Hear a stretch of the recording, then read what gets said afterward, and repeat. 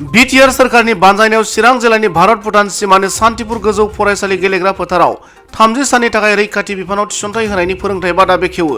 बे बेखेवजेननाय हाबाफारियाव जिल्लानि सिङाव थानाय माखासे लाइमोनफोरा बाहागो लायो। मख'नो गोनांदि 14 नं चिरां दुवार ब्लक कमिटि UPPL नि दैदेनगिरि मावथि 10 दुवार दखरा दुलाराय बर' फरायसा आफादनि बिबानगिरि आरो बारग' NDFB फोरा बाहागो लानायजों लोगोसे बिटिआर नि गाहाय मावफुं सोद्रोमा प्रमद बर'नि OSD सांग्रां ब्रह्मआ बेखेवना होनायनि उनाव ओरैबायदि बुङो।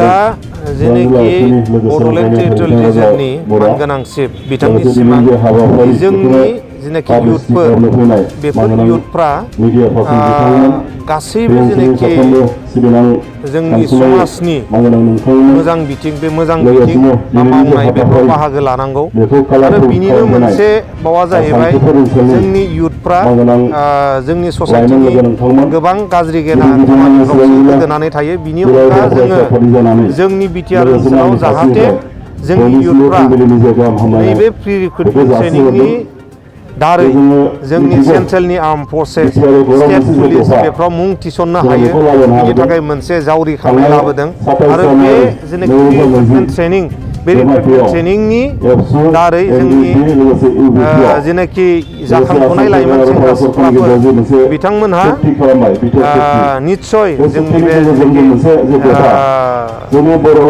आर्म फर्सेस सेन्ट्रेलनि आर्म फर्सेस बा स्टेटनि आसाम पुलिस बेफ्राव मुं थिसननो हागौ होननानै जोंहा मिजिंथिनाय दङ।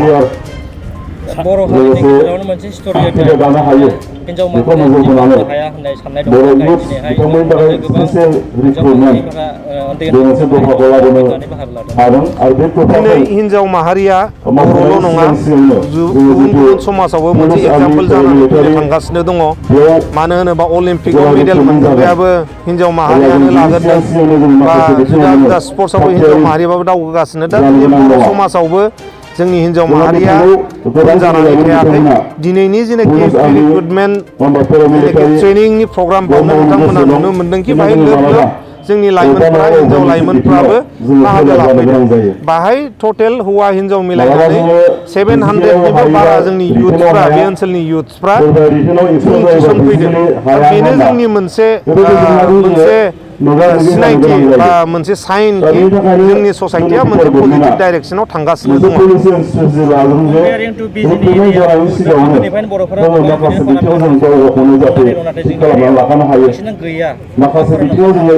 जोंनि एरियाखौ जोङो बुंनो थाङोबा एवारनेसआ जोंनाव खममोन नङा होमबा।